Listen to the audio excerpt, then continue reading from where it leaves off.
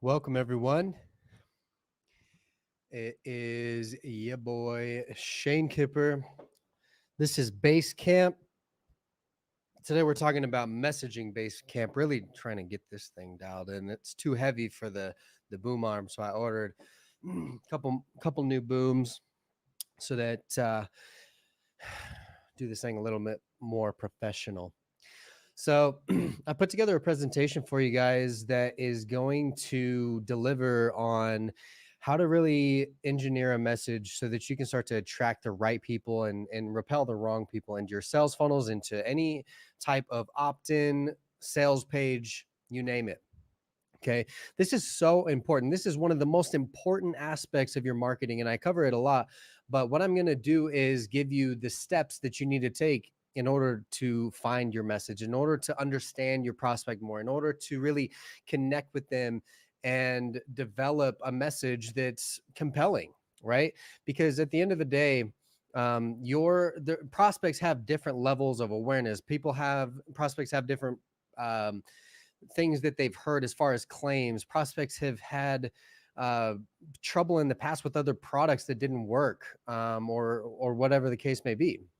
And so we need to identify those things so that we can really connect with them and make them feel like that this message is for them, that this is the place that they need to be, and that you're the solution to their problems. Okay.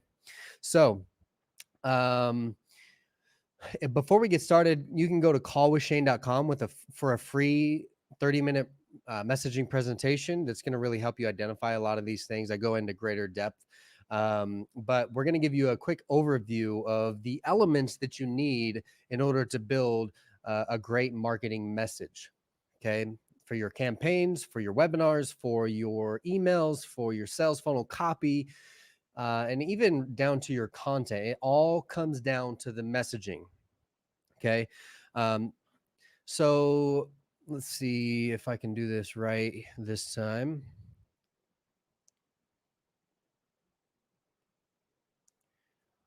Awesome. Okay, let's play it. Cool. So this is Messaging Basecamp. I'm your host, Shane Kipper. This is Course Basecamp Facebook group. It's currently Simplified Sales Solutions on Facebook, but we're going to be changing some things up, really dialing in our own message and coming to you to deliver on that. Okay. So, and this information can work if you're a coach, a consultant, a course creator, and really any high ticket service provider. Even if you're a local business, you need to have this dialed in. So the first thing that we want to look at is the prospect analysis, which is a 30,000-foot view. We're not going to worry about the details necessarily until after we've done just the surface level components that really can start to shape our clarity on who this is for. Because it's easy, especially, let's say, for example, you're in real estate, a real estate agent. Your demographic is somebody that wants to buy a house, but that's too general. So we need to really specialize. I want to give you a quick example of specialization. The difference between a doctor and maybe a plastic surgeon. They may not fit quite in the same category, but health in general. But a doctor, is a general blanket statement. A doctor is someone you go see to fulfill some sort of symptom that you might be having in many different regards. They're there to analyze your situation and give you a recommendation or point you in the right direction to somebody that is specialized for a specific type of care. Now, a doctor, they go to school, they got a lot of education, and but it's generalized education. They may not actually be performing the procedure as ex, in the example of a plastic surgeon, though. They've gone to school for plastic surgery on your nose, your body, whatever. That person has a specific type of demographic, which is going to be majority female. However, there are males, but majority female that is concerned about their beauty.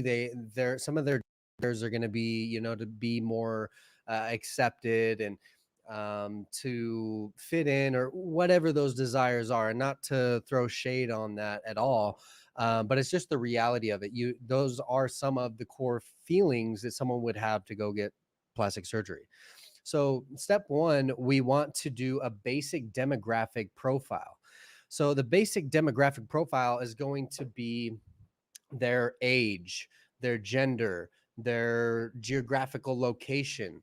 It's going to be their job or income, or both. Actually, I would say both, because someone that's a 9 to 5 has a little bit different language than somebody that's a business owner, and somebody that's a 9 to 5 might actually make less than someone who's a business owner. Actually, not always, right?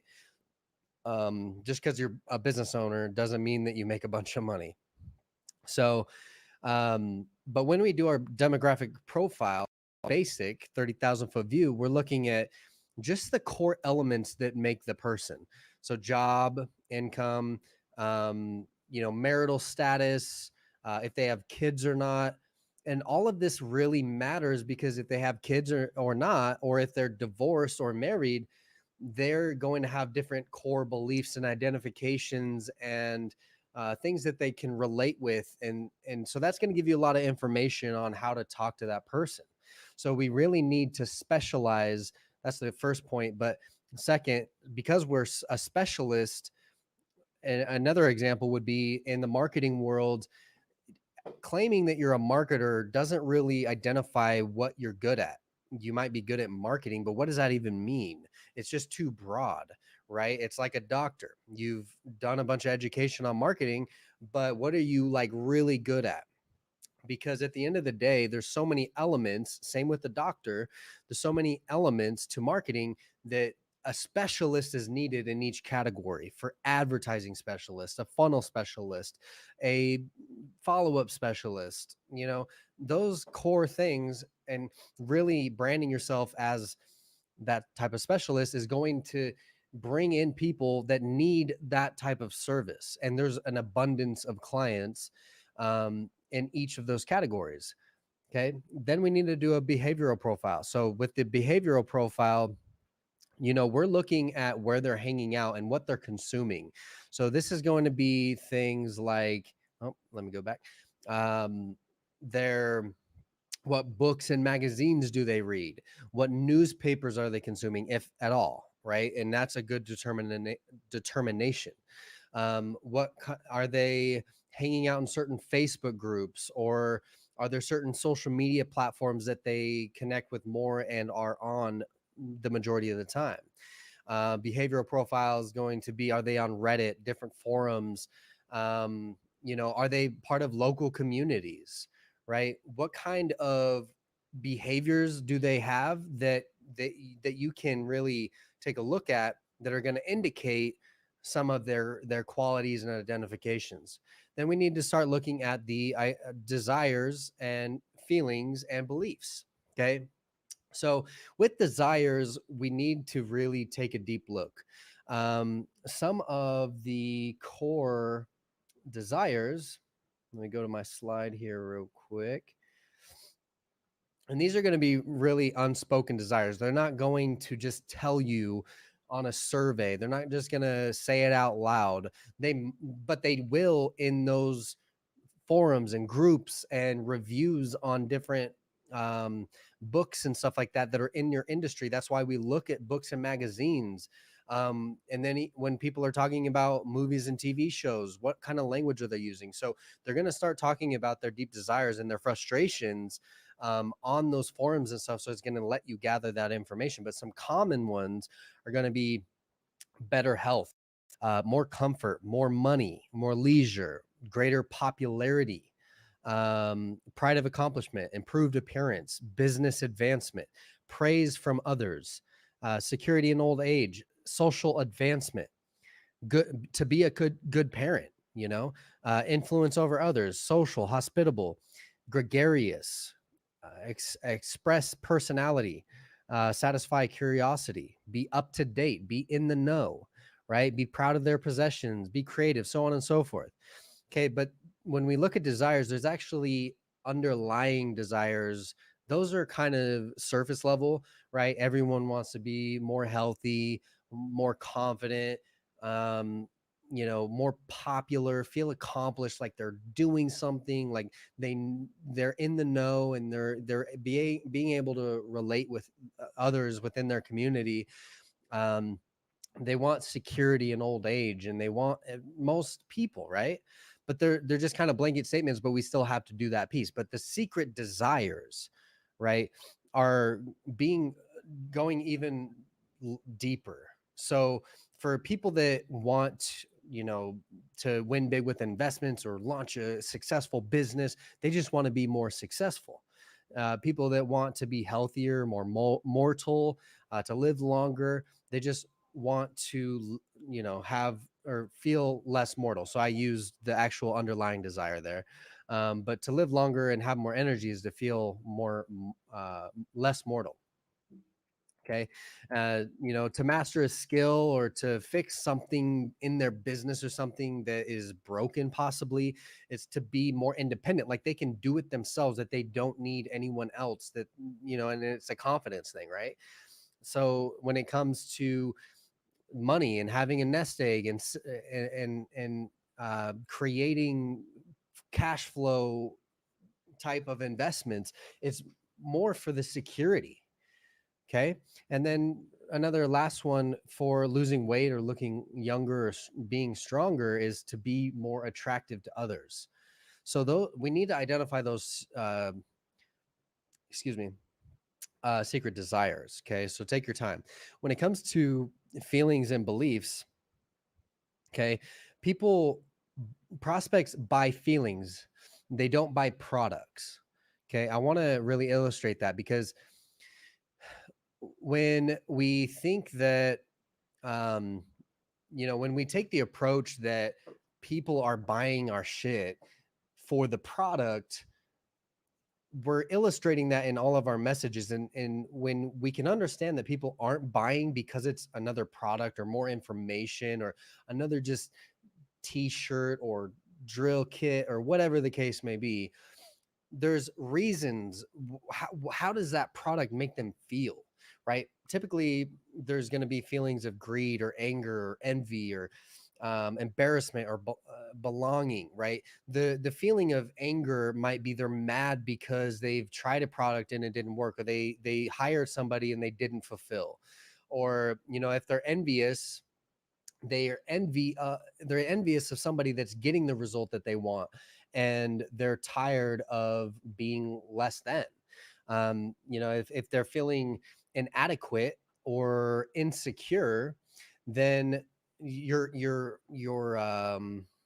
beauty product, the product is to satisfy the feeling of inadequacy and insecurity. It's not because they want to put freaking lotion on their face. It's because, they want to feel more attractive, right? Okay. So then when we look at the beliefs, there's a few different kind of beliefs, right?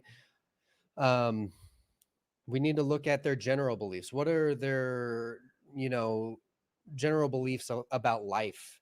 That life can be hard, or even in business or within your marketplace, what are the general beliefs? So, you know there's tons of products in the marketplace and I can find it anywhere.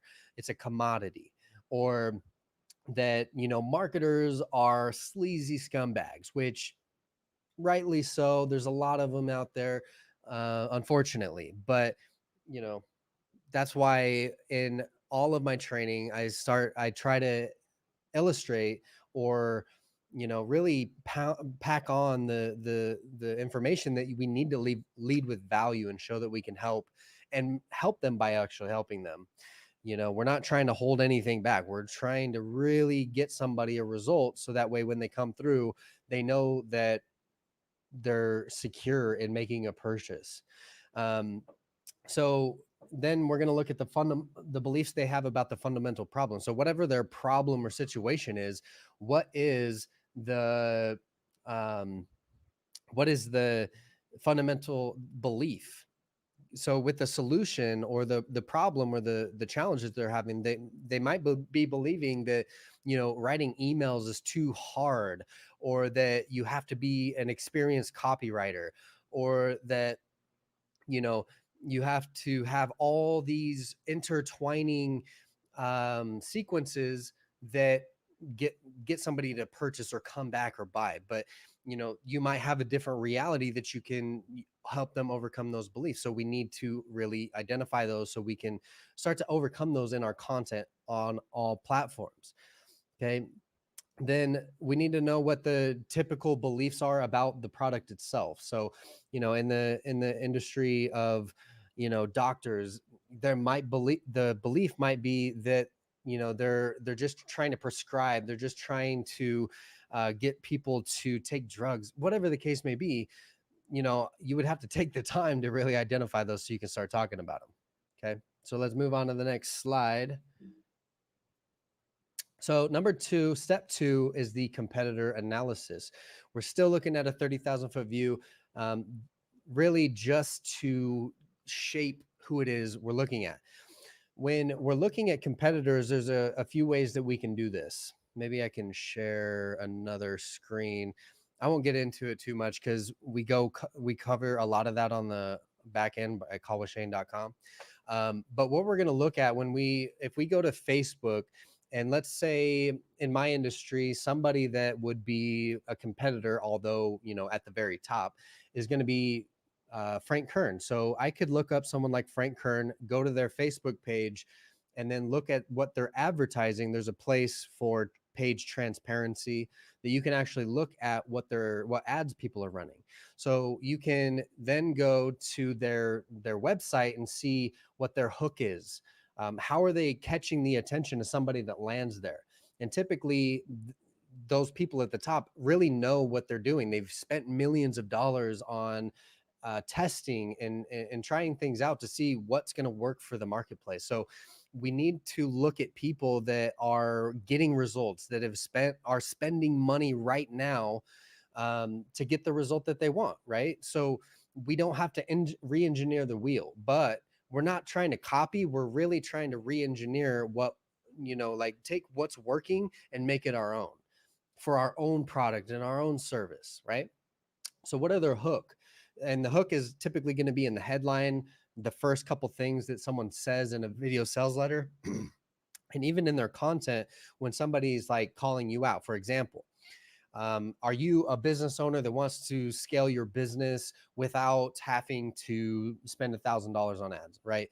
So the hook is then identifying that you're a business owner, that you want to scale your business, but you don't want to spend a bunch of money on advertising. Or maybe you're a beginner business. You kind of have to spend money on advertising to scale. So there's really, not that I'm aware of, a way around that. So then we look at the primary promise. The primary promise is going to be in that headline still. What are they promising as the result that someone would get by not only continuing to read the email, the sales letter, or continuing to listen to the content or the video sales letter? What are they promising? What results are they promising? Okay. Then the delivery mechanism. So how are they delivering on that promise? So there's a strategy that they're using, and typically it's going to be a unique mechanism, like a method or something like that, a system that actually helps them attain the result that they're promising. Okay, then what's the unique selling proposition? So what is the one thing that they're saying that will help them get that result? And it's kind of going back into the delivery mechanism a little bit, but the unique selling proposition is really it kind of goes into claims again. So general claims is you're going to lose weight in this many amount of days. So they're claiming that this delivery mechanism will help them acquire the result of the primary promise. So identify all the claims that they're making. Okay, and then what are the proof points that are showing them that this delivery mechanism actually works? what's the benefit statement? So what's the benefit of using that delivery mechanism? And there's a difference between features and benefits. So, and it's important to notice the difference because features are facts and benefits are, um, it's more engineered around a feeling. People have, they want to overcome something, and so the benefits are going to be, instead of, this pill is going to help you lose weight, that's a fact about the product, but the benefit of that is you're going to feel more healthy and have more energy, and be able to spend more time with your kids because you're going to live longer, right? And then we go into deliverables and features. So again, features are facts. So the deliverables are kind of your stack. If you've ever heard that before, it's just your itemized list of things someone would get as a result of working with you. And these are the actual features of it. So when it comes to, again, in the scenario of a diet pill, you're going to get 80 of these pills. It's filled with some sort of mineral, right? It's all organic, so on and so forth. But in a course scenario or even coaching, right? What are the actual things? You're going to get one-on-one calls. You're going to get a private Facebook group. You're going to get this, that, and the other. Okay, but those are features. Those aren't benefits, and you need to know the difference. Okay, and then we're going to look at price and terms. So um, when it comes to price, that's pretty obvious, $97, or maybe $97 a month. But the terms are going to be, maybe it's a payment plan, or buy now, like sign up now and pay later, or a payment plan or a subscription. How are they pricing and delivering their terms? Then we move into bonuses and premiums. So um, I've always been taught that you have to have bonuses, right? And I agree. We're here to try to add value and make sure people have everything they need to get the result that you're promising. So those bonuses are really just to add value to your core offer. And this could be in a course scenario. If you have other courses that, maybe you're offering a messaging course like I'm going to be doing, but then you have a bonus for how to get people in your funnel, or a bonus of, how to build a book funnel, or, just adding those value points. Okay. Risk and reversal. So always have a guarantee. I read somewhere or heard somewhere that, even if you have a 30, 60-day money back guarantee, there, with credit cards, there's still a 12-month cycle, so they could charge back within that time frame. So take the risk off of your customers, and you need to share that risk, because they're giving you money and giving you their attention, and possibly sharing it with other people. And so if they're sharing it with other people, they want to have confidence that those people can get results too. But the risk reversal is like your 30-day money back guarantee, satisfaction guarantee. But understand, and when we're doing the competitor analysis, we're looking at how they're presenting that, right? Sometimes people will have if you don't get results, we'll pay you, right? What you invest will double, right? So those are some pretty big risk reversals. And if you had a system that, someone could come in and get a result, no problems, 100% of the time, then obviously offer that, because you're 100% confident, which hopefully you are already within your product or service. But with the risk reversal, we need to identify how they're presenting that. And then obviously we got a call to action. What are their call to actions? Are they saying buy now? Are they saying opt in, or whatever it says typically on the button, right? So next, we've got step 3, which is the promise exposure. And this is a linear scale where people and prospects in your marketplace have been exposed to specific types of claims. For example, in the beginning of weight loss, if you, in the scenario of diet pills, the promise was take this pill and you'll lose weight, right? Lose fat, lose inches, whatever it is. So it was, in the beginning, it was very easy to use just a promise because no one had heard it before.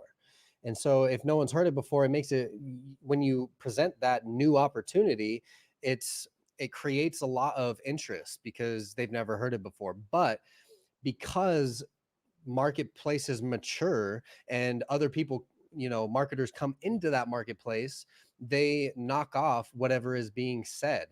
So then we have to advance. And this, it's important to know this so that you're not making the same claims or making outdated claims that people have heard and don't believe anymore, and they become skeptical. So we have to uh you know make a move, right? So we move into promise expanded. So promise expanded means you're making a promise, probably the same promise. If you're in diet pills, take this pill and lose weight. But then expanded is where you're going to lose weight in 30 days. So you're condensing the time, you're making that promise even bigger, right? So it's not just losing weight, but you're going to do it in less time. And or you're doing it without cutting carbs, or that would be more of an expanded statement. So then again, each step, the marketplace continues to mature. And so that's why it's important to know where we're at within our marketplace. If we have something completely brand new, no one's ever heard of, we can lead with a promise. But if it's typical, like in marketing, someone that is offering advertising, it's run this advertisement and get results. It's just a commodity, you could get it anywhere. But then it matures, so we move into promise plus unique mechanism. So the unique mechanism is typically going to be your unique method or unique system, or, and I like to framework it in steps, right?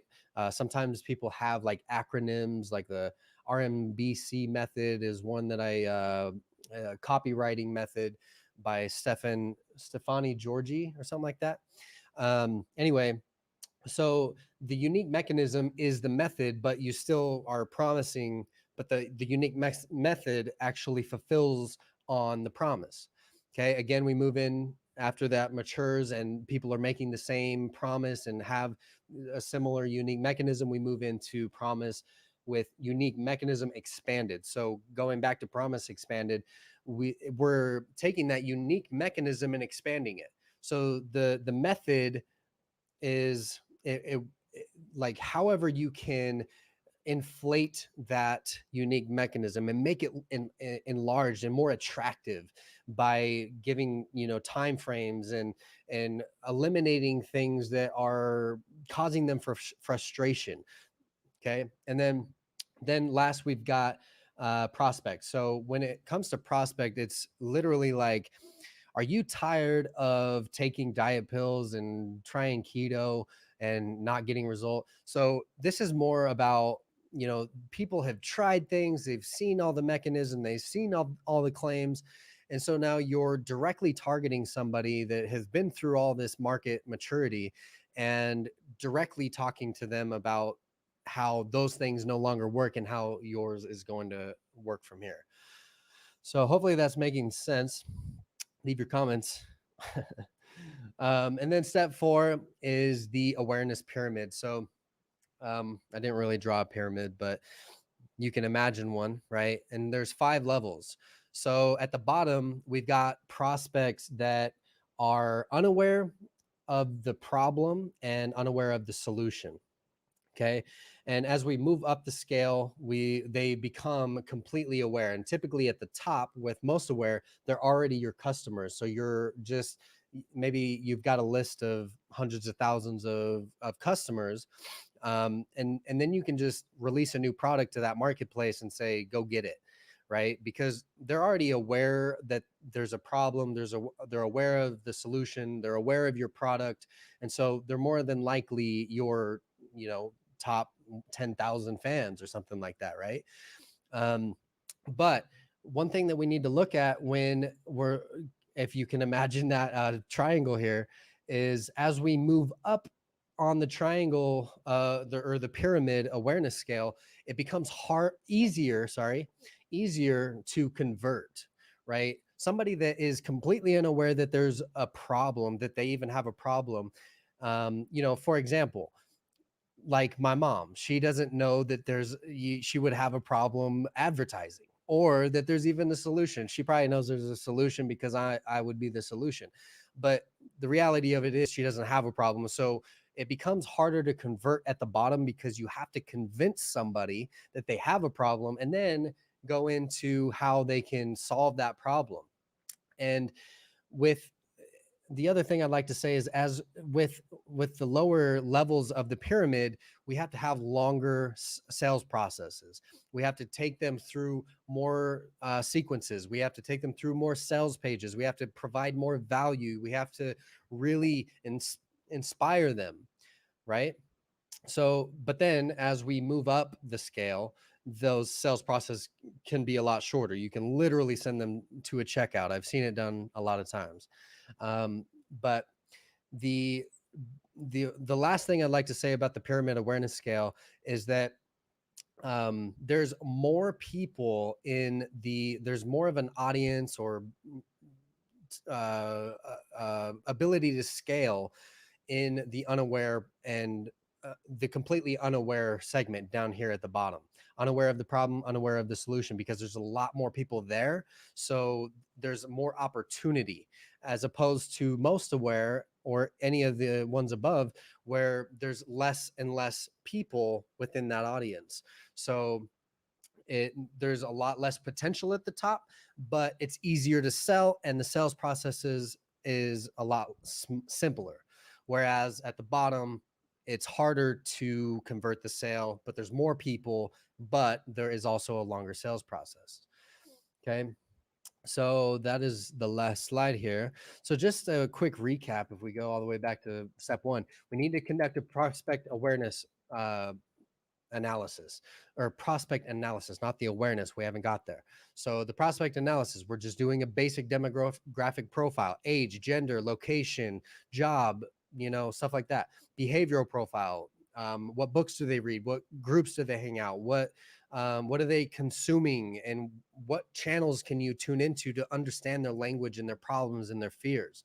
Then we've got desires, feelings, and beliefs. So what do they desire?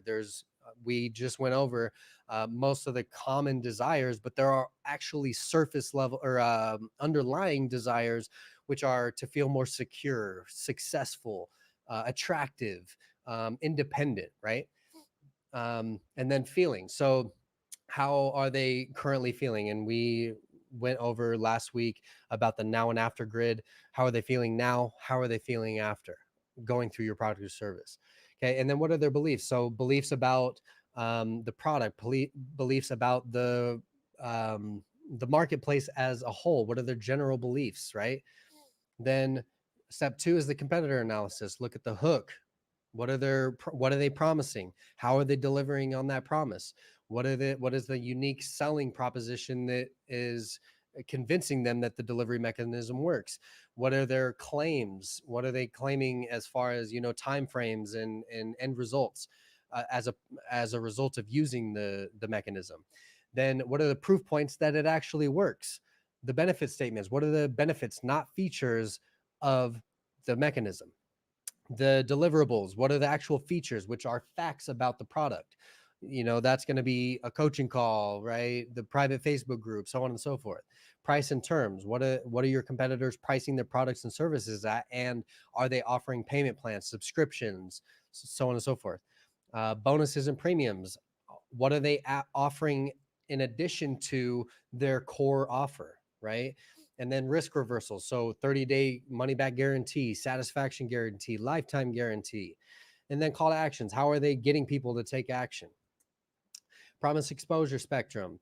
Then we need to know the claims that they've already heard. Have they been exposed to just a promise, or maybe a promise that has been enlarged, or a promise that has a unique way of getting the result, or a promise plus the unique way of getting the results expanded, so enlarging that unique mechanism. And then prospect focuses, they've already heard all the claims, so you have to kind of say, have you tried this and it didn't work, right? And so it's talking directly to them. Then back to the awareness pyramid, we just went over this. Top of the pyramid is the easiest to convert. smallest sales funnel process. Bottom is the hardest to convert, but there's more people and ability to scale, but it's a longer sales process. Okay, so that's it for today. Thank you so much for joining me. You can get a free 30-minute training at callwithshane.com that's going to really go into depth on this what we're talking about today, about messaging and identifying your perfect prospect. And then if you aren't part of the Simplified Sales Solutions Facebook group yet, make sure to join now. These trainings are completely free for now. Trying to really engineer a better way of doing this. And then we're going to be launching a beta program for course Basecamp here soon. So stay tuned for that. Every Tuesday and Thursday at 2 p.m. Mountain Standard Time, I go live to talk about ads, funnels, follow-up, webinars for coaches, consultants, and course creators. So like up this video, leave a comment with your questions, concerns, or what you gained from this training. And I'd love to hear from you. See you in the Facebook group. So thank you so much. Hope y'all have a fantastic day.